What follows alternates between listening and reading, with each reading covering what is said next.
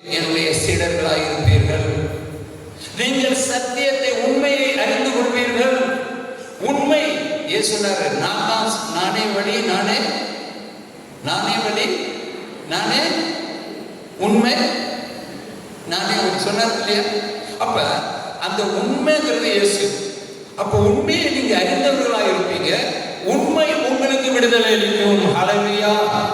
உண்மை உங்களுக்கு விடுதலை அளிக்கும். அவங்க உண்மையா நடந்துகிட்டதுனால உண்மையான ஆண்டவர் அவங்களுக்கு விடுதலை கொடுத்தார். ஹல்லேலூயா. தொடர்ந்து நம்ம கடவுளுடைய வார்த்தையை கடைபிடிக்கணும். சத்தியத்தை, உண்மையை அறிந்து கொள்ளணும். அதுக்கு தான் நீங்க முடிஞ்ச வரைக்கும் படிக்கிறது. எவ்வளவு பேர் நீங்க நல்லா படிக்க முடியும்? சாதாரணமா நீங்க ஸ்கூல் போயிட்டு படிச்சவங்க இருக்கிற கை தூங்க, படிக்க முடியுங்கிற கை தூங்க. உங்களை கூப்பிட்டு போய் படிக்க வைக்க போறது இல்லை.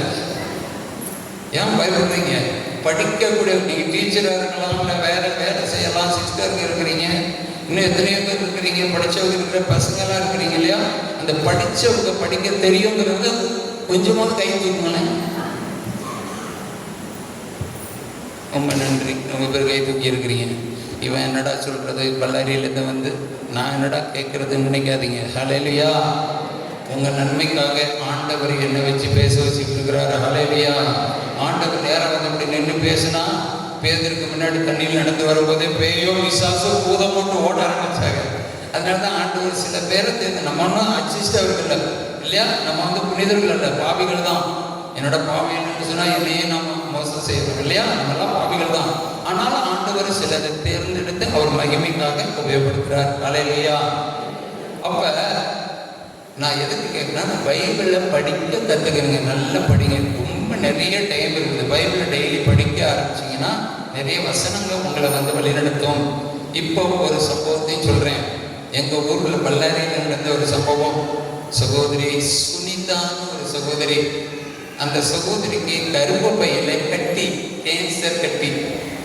இந்து சகோதரி, இயேசுவை அறியாத சகோதரி. அவருடைய மாமனார் ஒரு முறை எங்களுடைய பிரேயரில் கலந்துக்கிட்டு அவருக்கு இந்த ஜபத்தில் நடந்த சம்பவங்களெல்லாம் பார்த்து, சாட்சிகளை கேட்டு, வார்த்தையை கேட்டு நம்பி ஒரு தடவை வர சொல்லித்தார். போயிடும். அவங்க வீட்டுக்கு போனால் அவங்க மருமகளுக்கு இந்த மாதிரி ஸ்கேன் எடுத்து பார்த்தா வயிற்றுல கர்ப்பப்பையில கட்டி இருக்கு. அது கேன்சர் கட்டின்னு சொல்லியிருக்கிறாங்க. அப்போ கூப்பிட்ட உடனே நான் போனால், நான் உள்ளே போனோன்னே எல்லாரும் எழுந்திரிச்சு லைனாக நிற்கிறாங்க. ஒரு மருமக அந்த பக்கம் நிற்கிது, அந்த சுனிதாங்கிற மருமக. நான் கேட்டேன், யாருக்கு வயிற்றுல கட்டின்னு சொன்னீங்களே? யாருன்னா இல்லை, அந்த அம்மாவுக்கு தான். அந்த அம்மா கொஞ்சம் முன்னாடி வாங்கினா அங்கே நிற்கிறாங்க. அப்போ நான் கேட்டேன், இயேசுவை நீங்க விசுவாசிக்கிறீங்களா? சும்மா நம்ம ஜாதகம் பண்றவங்கள ஜெபிச்சோன்னா அற்புதம் நடக்கிறதுக்கு. ஆண்டவர் சொன்ன வார்த்தைகளை அனுப்பி என்னில விசுவாசம் கொள்கிறவன் அவன் பெரிய காரியங்களை செய்வான்னு சொன்னாரு. அது ஒரு பக்கம் இருக்கட்டும். அதே நேரத்தில் யோகான் 1:12 சொல்றாரு, யார் ஒருவர் என்னை ஏற்றுக்கொள்கிறார்களோ, என்னை விசுவாசிக்கிறார்களோ, அவர்கள் கடவுளுடைய பிள்ளைகளாக உரிமையை நான் அவர்களுக்கு தருவேன்கிறார். அப்ப கடவுளுடைய பிள்ளையா மாறிட்டா பிள்ளைகளுக்கு பெற்றோர்களிடம் உரிமை இருக்கு. அப்படித்தானே? அப்ப நான் அதான் கேட்டேன், நீங்க இயேசுவை விசுவாசிக்கிறீங்களா? எப்படி விசுவாசிக்கணும்? இந்த ஏன்னா ஆதிகாலத்துக்கு அடுத்து யாத்ராகமம், அது என்ன சொல்றாரு? விடுதலை பயணம். இந்த விடுதலை பயணத்துல 23, 25, 26 வசனம் சொல்லுது, என்னை மட்டும் நீ ஆராதிப்பாயாக, என்னை மட்டும் நீ ஆராதிப்பாயாக, அப்பொழுது உன்னுடைய உணவையும் தண்ணீரையும் நான் ஆசீர்வதிப்பேன். ஹல்லேலூயா. உன் நடுவிலிருந்து வியாதியை எடுத்து மாற்றுவேன் அப்படின்னு ஆண்டவர் சொல்றாரு. உன் நாட்டிலே கர்ப்பம் விழுதுனா அபாசனம் ஆகிறதோ, இல்ல குழந்தையின்மையாக இருக்கக்கூடிய மலட்டுத்தன்மையோ உன் நாட்டில் இருக்காது. உங்களுக்கு ஆயுசும் ஆரோக்கியத்தை நான் கொடுப்பேன், ஊட்டி கொடுப்பேன்னு சொல்லியிருக்காரு. எப்ப? அவரை மட்டும் ஆராதிக்கும் பொழுது. இன்னைக்கு நிறைய பேர் கிறிஸ்தவர்களாக இருந்தும் உலக போக்கிலான சம்பிரதாயங்களையும், நல்ல நேரம், ராகுகாலம், யமகண்டம், அப்புறம் எலுமிச்சை பழம், கத்திரிக்காய், பச்சை மிளகாலாம் கட்டி வாசல்ல தொங்க விடுறது, மாந்தோப்பு, மாயலை எல்லாமே வீட்டு வாசல்ல தான் இருக்கும். எல்லாம் சமைச்சு சாப்பிட்றதெல்லாம் காய்ச்சி போய் தூங்கிக்கிட்டு கிடக்கும். ஹல்லேலூயா. தேங்காய், எலுமிச்சை பழம் எல்லாம் போய் சில பேர் இங்கெல்லாம் கட்டி வச்சிருப்பாங்க. இதெல்லாம் ஆண்டவருக்கு இஷ்டம் இல்லை. நல்ல நேரம் பார்க்கறது, இந்த பள்ளி கத்துனா எங்கேருந்து டுக்குன்னு இங்கே கத்துறது, பள்ளி பாசை தெரிஞ்சது மாதிரி இல்லையா? அதனால பள்ளி ஜோசியம், கிளி ஜோசியம், நாய் ஜோசியம், எலி ஜோசியம், கழுத ஜோசியம்லாம் பார்க்கக்கூடாது. நல்ல நேரம் பார்க்கக்கூடாது, வாஸ்து பார்க்கக்கூடாது, ஜாதகம் பார்க்கக்கூடாது, ஜோசியம் பார்க்கக்கூடாது. ஆண்டவர் படைத்த நாள் எல்லாமே நல்ல நாள்னு தான் ஆண்டவர் சொல்லப்பட்டிருக்குது. எல்லா நாளும் நல்ல நாள். யாரோ ஒருத்தர் தொடங்கி வச்சது. காக்கா வந்து கத்துச்சா யாரும் விருந்தாளி வீட்டுக்கு வர்றாங்க. இது காக்கா உட்கார பணம்பழம் கீழே விழுன்னு ஒரு பழமொழி சொல்லுவாங்க தெரியுமா? பணம்பழம் விழுங்க போற நேரத்துல போய் காக்கா உட்காந்துருச்சு, அவ்வளவுதான், வேற ஒன்றும் இல்லை. இன்னும் காக்கா உட்காரலன்னாலும் அது விழுகும் பணம்பழம். புரியுது இல்லையா? அதே மாதிரிதான் சில பேர் வந்து ஐயோ ஒரு அண்டன் காக்கா, ஒரு பாட்டு நான் கேட்டிருக்கேன். என்ன பாட்டு சொல்லுங்க? அண்டங்காக்கா அதெல்லாம் நல்லா தெரியும். அலையிலையும் அண்டங்காக்கா கொண்டக்காரி என்று ஒரு பாட்டு கூட இருக்கும் இல்லையா? சரி, அதெல்லாம் இருக்கட்டும். அண்டங்காக்கா வீட்டு வாசல வந்து உட்கார்ந்து கத்துனா விருந்தாடி வர போறாங்களாம், சொந்த பந்தங்க வர போறாங்களாம். இன்னைக்கு முதல்ல சொந்த பந்தங்க வந்தா ஒரே சந்தோஷமா வெளியில போனா கூட விடாம பைய பிடிச்சு உட்கார வச்சு நீங்க இன்னொரு மாசம் இருந்து சாப்பிட்டு போங்க பாக்க. இப்ப யாராவது வர்றேன்னு போன் பண்ணா எப்போ வருவீங்க? ஏன்னா வர நேரம் கூட்டிட்டு வெளியில் போகுது. அன்பு தனிச்சு போச்சு, மாதிரி இல்லை. கடைசி காலம் உலகம் முடிவு காலத்தில் இதெல்லாம் நடக்கும். ஆண்டவர் சொன்னார், அங்கங்கே யுத்தங்களை கேட்பீர்கள், பூமி அதிர்ச்சிகளை காண்பீர்கள், மனுஷனுடைய அன்பு வற்றி போகும் சொல்லப்பட்டிருக்கா இல்லையா? சரி, இப்ப அந்த சகோதரிக்கு கேன்சர் கட்டி, இப்ப நான் சொன்னேன் விசுவாசி. அது விசுவாசிக்கிறேன்னு சொன்னது அவங்க மாமா வந்து சொல்லியிருக்காரு, இப்படிலாம் இயேசு அற்புதம் செய்கிறார்கள். அப்ப அதுக்குள்ள ஒரு விசுவாசம் வந்திருக்குது. நான் கேட்ட கேள்விக்கு கண்ட தண்ணீர் வர ஆரம்பிச்சது. அப்படின்னா என்ன அர்த்தம்? விசுவாசம்.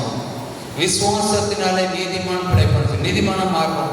இந்த சகோதரி அப்ப என்ன சொன்னேன், நீங்க வந்து தொடர்ந்து நம்ம ஜெபத்துக்கு வரணும். மாசம் ஒருக்க நாங்க நடத்துற ஜெபத்துக்கு நீங்க வரணும். உங்களுக்கு பெரிய அற்புதத்தை செய்ய போறாரு. ஒரு நிமிஷம் கண்ணை முடுங்க, ஜெபிப்போன்னு நான் இங்கேருந்து போறேன். போய்கிட்டு இருக்கும்போதே அந்த சகோதரி அப்படியே இன்னும் கெட்டே போல அப்படியே கீழே விழுந்துட்டாங்க. ஏன் தெரியுமா உங்களுக்கு? நீங்க ஆதாமுக்கு ஆழ்ந்த உறக்கத்தை வரவழைத்து எலும்பு எடுத்து ஒரு பெண்ணை உருவாக்கினாரா இல்லையா? ஆழ்ந்த உறக்க வரவழைச்சு. அதே போல இன்னைக்கு பரிசுத்தாவி இருக்கிற இடத்துல விடுதலை உண்டு. 2 Corinthians 3:17 சொல்லப்பட்டிருக்கு. எங்க பரிசுத்தாவி இருக்கிறாரோ அவங்க விடுதலை உண்டு. அப்ப நீங்க கேட்கலாம், நான் ஞானஸ்நானத்தை வழியாக நான் பரிசுத்தாவை பெற்று எனக்கு ஏன் விடுதலை இல்லைன்னு சொல்லலாம். நம்ம பாவத்திலேயே முழுகி இருக்கிறோம். பாவத்தை விடல. சம்பிரதாயமா வந்து நம்ம வந்து ஞாயிற்றுக்கிழமை பூசைக்கு வரணும், ஜெபமால சொல்லணும், ஒரு சின்ன காணிக்க போடணும். இது ஒரு கிறிஸ்தவ ஒரு பரம்பரையான கிறிஸ்தவங்களை வாழ்க்கை கடவுளுடைய வார்த்தையின்படி செய்ய யாரும் நடக்கிறது இல்லை. அப்ப எப்படி விடுதலை கிடைக்கும்? பரிசுத்தாவே எங்க இருப்பாரு? உன்னுடைய அநியாய அக்கிரமம் உன்னை நெருங்கி வரும்பொழுது ஆவியானவர் உன்னை விட்டு விலகி போவார்னு சொல்லிட்டு ஞானாகமத்துல சொல்லப்பட்டிருக்கு. 1வது அதிகாரம் 5, 7, 9 நீங்க படிச்சு பார்க்கலாம். அதே மாதிரி ஓசையா, பழைய ஏற்பாடு ஓசையா 5:15 சொல்லப்பட்டிருக்கு. நீ உன் பாவத்தை ஏற்றுக்கொண்டு என் முகத்தை நீ தேடும் வரை நான் உன்னிடமிருந்து சென்று என்னுடைய இருப்பிடத்துல உனக்காக நான் காத்து கொண்டிருப்பேன் ஆண்டவருடைய வார்த்தை சொல்லுது. அப்ப பரிசுத்தாவியை பாவம் கிட்ட நெருங்கும் போது நமக்கு விலகி போயிடுவார். அப்ப பரிசுத்தாவியை ஞானஸ்நானத்தை வழியாக பெற்றுக்கொண்டோ, உறுதி பூசுதல் வழியாக பெற்றுக்கொண்டோ, பல விதத்துல பரிசுத்தாவி கடவுளுடைய வார்த்தை நீங்க கேட்கும் போது கூட பரிசுத்தாவி உங்க மேல இப்ப கூட இறங்கி வருவார். அலையிலையா மனசாப்பப்படும் போது இறங்கி வருவார், விடுதலை கொடுப்பார். அப்ப அந்த சகோதரி அபிஷேகம் பெற்று கீழே விழுந்தாங்க. பரிசுத்தாவியனார் ஆண்டவர் சொன்னார்ல, அவர் யாரே இருக்கட்டும், மாம்சமான எல்லாருமே ஆவியை பொழிவு. அவங்க இயேசு அறியாத ஒரு இந்து சகோதரி தான். ஆனா விசுவாசிச்சதுனால அவர்கள் நீதிமானாக மாற்றப்பட்டு ஆவியினால் நிரப்பப்படப்படுது. கரண்ட் ஷாக் அடிச்சது மாதிரி மயக்கம் போட்டு கீழே விழுந்துட்டாங்க. எங்களுக்கு அனுபவம் பார்த்துருக்குறோம். அந்த மாதிரி எல்லாரும் பயந்தாங்க. என்னாச்சு தொடாதீங்க, ஆண்டவர் ஆப்ரேஷன் பண்றாருன்னு சொன்னாங்க. ஆண்டவர் அனஸ்தியாஸ் கொடுத்து குளோரோஃபார்ம் கொடுத்து மயக்க நிலையில் கொண்டு வந்து டாக்டருக்கு எப்படி ஆப்ரேஷன் பண்றாங்களோ பரிசுத்தாவியை அனுப்பி நாளைக்கு அதை பார்ப்போம். 4ஆம் உங்களுக்கு விசேஷமாக நாங்கள் எல்லாம் வந்து தனிப்பட்ட முறையில் தலையில கையை வச்சு ஜெபிக்கும் போது நிறைய பேருக்கு இந்த பரிசுத்தாவி புதுசா உங்களுக்கு அபிஷேகம் உண்டாகி நிறைய பேர் நிற்க முடியாதபடிக்கு கீழே விடுவீங்க. என்னென்னமோ நடக்கும். நிறைய வியாதிகள், பயங்கள், கவலைகள், பிரச்சனைகள், கட்டுகள், பாவ சாபங்கள் எல்லாம் முறியடிக்கப்படும். ஹல்லேலூயா. இதெல்லாம் நடக்கும். அப்போ அந்த சகோதரி மறுபடியும் எழுந்த பிறகு நாங்கள் வாங்க பிரேயர்னு சொல்லியிருந்தோம். இவங்க மறுபடி எந்திரிச்ச பிறகு 4 நாளைக்கு பிறகு அவங்க போய் ஆஸ்பத்திரியில் ஸ்கேன் பண்ணி பார்க்குறாங்க. அதே டாக்டர்கிட்ட. டாக்டர் என்ன சொன்னார் தெரியுமா? எங்கம்மா போயிட்டு வந்தீங்க?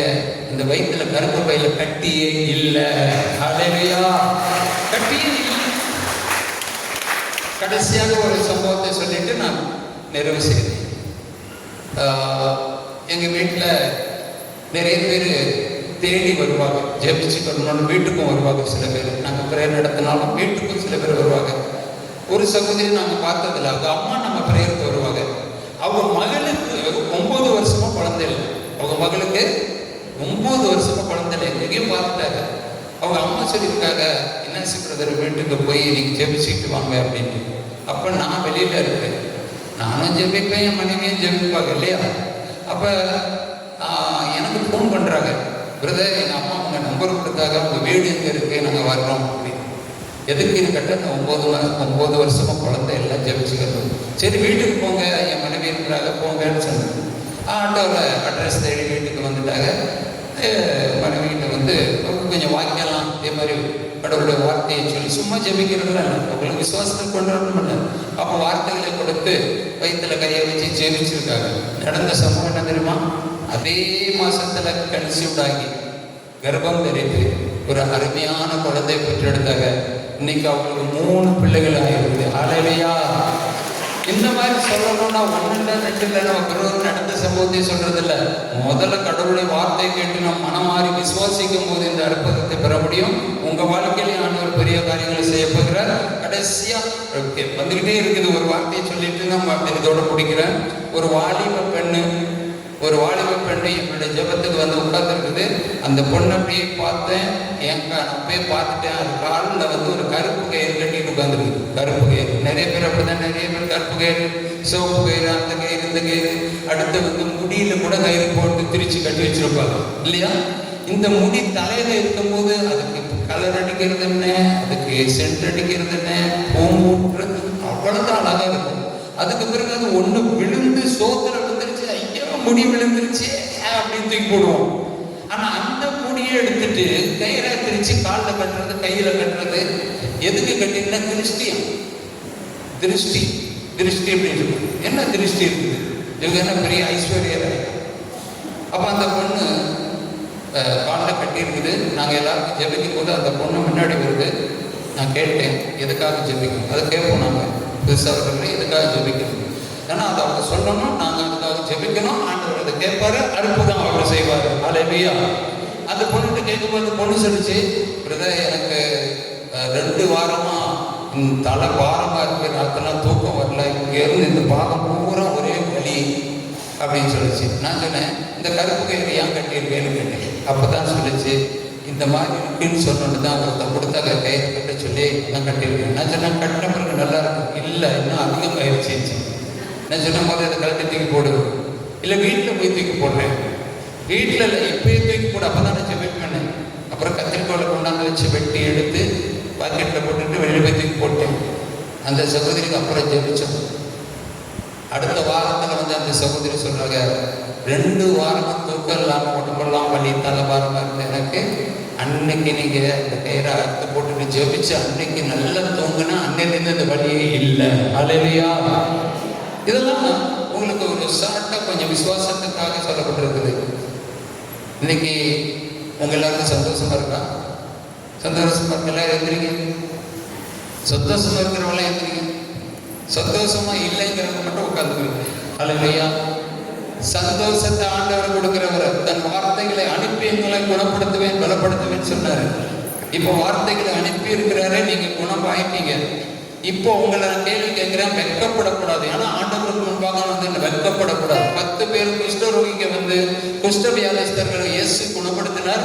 அதுல ஒருத்தர் வந்து சாட்சி சொன்னதை நீங்க கேட்டிருப்பீங்க. இன்னும் 9 பேர் எங்கேன்னு ஆண்டவர் கேட்டார் இல்லையா வேதனையோட.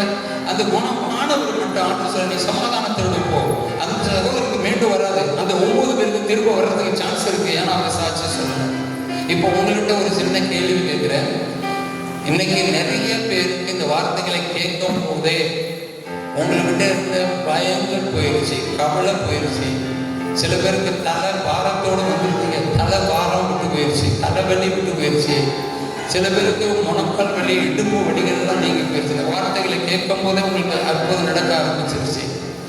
உட்கார முடியாது, ரொம்ப நேரம் உட்கார முடியாது, ரொம்ப நேரம் உட்கார முடியாது. ஆனால் இப்போ நீங்கள் உட்காந்து எந்திரிச்சிருக்கிறீங்க. நீங்கள் செக் பண்ணி பாருங்க, இருந்த வலி இப்போ இல்லை அப்படிங்கிறது செக் பண்ணி பாருங்க, செக் பண்ணி பாருங்க.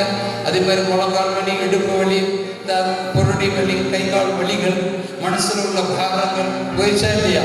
அப்படி எனக்கு விடுதலை ஆயிருக்குங்கிறவங்க கை தூக்குங்க, கை தூக்க, கை தூக்க, கை தூக்கலாம், கை தூக்க. 1 2 3 4, இன்னும் நிறைய பேருக்கு விடுதலை ஆயிருக்கு. நீங்க அதை வெட்கப்படுத்த வேண்டாம். இங்க லாஸ்ட்ல ஒருத்தர் 5, அடுத்து 6 7 பேர், 7 பேர் நீங்க கை தூக்கி இருக்கீங்கல்ல. இன்னும் வேற யாராவது செக் பண்ணி பாருங்க, உங்களுக்கு அற்புதம் நடந்துருச்சு. இன்னைக்கே ஒரு அற்புதம் நடந்துகிட்டு இருக்குது. நீங்க அந்த கை தூக்குறோம், நல்லா கை தூக்க, கை தூக்க இல்லைல்ல, அப்படியே கை தூக்கணும். கொஞ்சம் முன்னாடி வாங்க, முன்னாடி வாங்க, இப்படி இப்படி இப்படி வாங்க, இந்த சென்டர்ல வாங்க, இப்படி வாங்க, வாங்க வாங்க வாங்க வாங்க வாங்க, சீக்கிரம் வாங்க. ஆண்டவர் பொய் சொல்ற கடவுள் இல்லை. வாங்க வாங்க, முன்னாடி வாங்க, முன்னாடி வாங்க, கை தூக்கணும், அப்படியே வாங்க, முன்னாடி வாங்க. எப்படி திரும்புங்க, அந்த பக்கம் திரும்புங்க, அந்த பக்கம் திரும்புங்க. வாங்கம்மா வாங்க.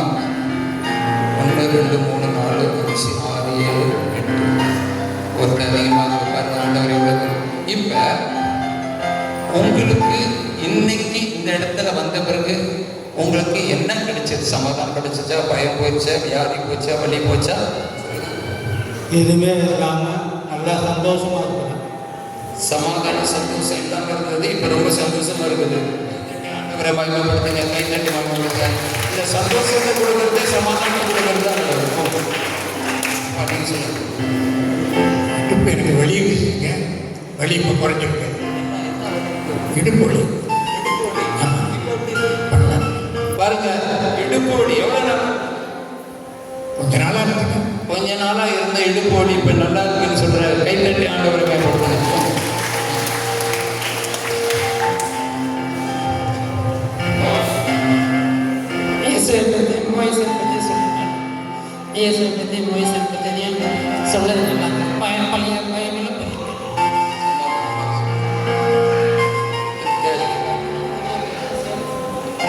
அவருக்கு பாருங்க, இது ஒரு சாட்சி தான். பழைய பைபிள், புதிய பைபிள் வார்த்தைகளை எனக்கு கேட்கும் போது ரொம்ப சந்தோஷமா வச்சுக்கிறார். சந்தோஷத்தை கொடுக்கிற ஒரு கடவுள். கை தட்டி ஆண்டவர் பயன்படுத்துகிறார். ஆண்டவருடைய வார்த்தை கேட்டு கேட்டு மனசு ஃப்ரீயா, ரொம்ப மன பாரத்தோட வந்தேன். மனசு ஃப்ரீ ஆயிடுச்சு, பாரம்லாம் போயிடுச்சு. இடுப்பு வலியெல்லாம், கால வலியெல்லாம் நிறைய, முட்டு வலி, இடுப்பு வலி. இந்த ஆண்டவருடைய வார்த்தை கேட்கும் போது சமாதானம் ஆச்சு. இடுப்பு வலி, மூட்டு வலி எல்லாம் போயிடுச்சு. இப்ப நல்லா இருக்கிறேங்கிறாங்க. ஜோர கை தட்டி ஆண்டவரை மகிமைப்படுத்துங்க. நான் ரொம்ப பாரத்தோட வந்தேன், மனசு கவலையோட வந்தேன். இதை கேட்கும் போது எனக்கு மனசு சுலபமாயிடுச்சு. என்னாச்சு? சுகம் கிடைச்சது. மன பாரத்தோட வந்தாங்க, வேதனையோடு வந்தாங்க. இந்த வார்த்தைகளை கேட்டு ஆண்டவர் வார்த்தைகளை அனுப்பி குணப்படுத்தி சந்தோஷத்தை, சுகத்தை கொடுத்திருக்காங்க. கை தட்டி ஆண்டவரை பயன்படுத்துங்க. எனக்கு தலை ஒரே பாரமாக இருந்துச்சு, தலைவலி கொஞ்சம் குறைஞ்சிருக்கு. அதுக்கப்புறம் மனசுல ஒரே பாரமாக இருந்துச்சு, பல கவலை இருந்துச்சு, அது கொஞ்சம் குறைஞ்சிருக்கு. பாருங்க, சகோதரிக்கு சந்தோஷத்துல ஒரு கண்ணீர், நல்ல பாரத்தோடு வந்திருக்கிறாங்க. அதெல்லாம் நீங்கிட்டாரு, அந்த சந்தோஷத்தை கொடுத்திருக்கிறாரு. வார்த்தையை அனுப்பி குணப்படுத்திருக்காரு. ஆரோக்கியோட வந்தேன், மனசு ரொம்ப கஷ்டப்பட்டு வந்தேன். இந்த வார்த்தை கேட்கும் போது, ஆண்டவருடைய வார்த்தை கேட்கும் போது எனக்கு மனசு கொஞ்சம் நிம்மதியாக இருக்குது, சந்தோஷமாக இருக்கும். காடு வலியும் பரவாயில்ல, யாருக்கும் கொஞ்சம் பரவாயில்ல, பாதி நல்லா வச்சுக்கிறீங்களோ, நாளைக்கு நாளைக்கு சுத்தமாக நல்லாயிரும். ஹல்லேலூயா.